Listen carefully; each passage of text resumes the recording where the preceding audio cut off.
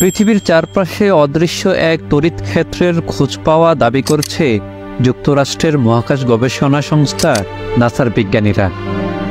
পৃথিবীর চারপাশে থাকা অ্যাম্বিপোলার নামের তড়িৎ ক্ষেত্রটি আমাদের বায়ুমণ্ডলের একটি স্তরকে আকাশে ধরে রাখার কাজ করছে, আর তাই তড়িৎ ক্ষেত্রটিকে মাধ্যাকর্ষণের মতোই গুরুত্বপূর্ণ বলে মনে করছেন তারা। এবারই প্রথম পৃথিবীর চারপাশে সূক্ষ্ম ও প্রায় শনাক্ত করা যায় না এমন তড়িৎ ক্ষেত্রের সন্ধান পেলেন বিজ্ঞানীরা। নতুন এই শক্তি ক্ষেত্রকে অ্যাম্বিপোলার তড়িৎ ক্ষেত্র বলা হচ্ছে।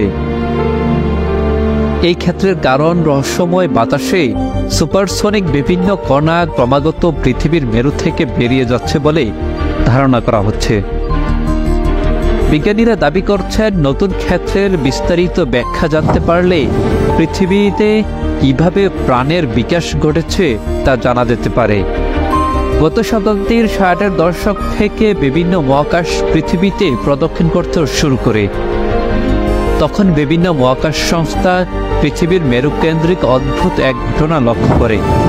মহাকাশযান চলার সময় বায়ুমণ্ডল থেকে নির্গত বৈদ্যুতিক চার্জযুক্ত সুপারসনিক কণার সঙ্গে আকস্মিক সংঘর্ষের মুখোমুখি হয়। কয়েক দশক ধরে বিজ্ঞানীরা মেরু থেকে বায়ুমণ্ডলে যাওয়ার কণার স্রোত সম্পর্কে জানলেও নতুন প্রযুক্তির মাধ্যমে এর জন্য দায়ী অ্যাম্বিপোলার তড়িৎ ক্ষেত্রের সন্ধান পেয়েছেন তারা। বিজ্ঞানীদের তথ্যমতে বিভিন্ন কণা বৈদ্যুতিক চার্জের কারণে বায়ুমণ্ডল থেকে 150 মাইল উপরে পৃষ্ঠে ছুটে যাচ্ছে।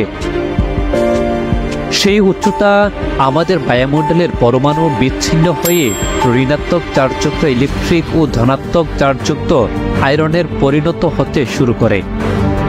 যেহেতু এসব আয়রন ইলেকট্রনের চেয়ে 1836 গুণ ভারী, তাই তারা মাধ্যাকর্ষণ শক্তির প্রভাবে পৃথিবীর দিকে চলে আসে।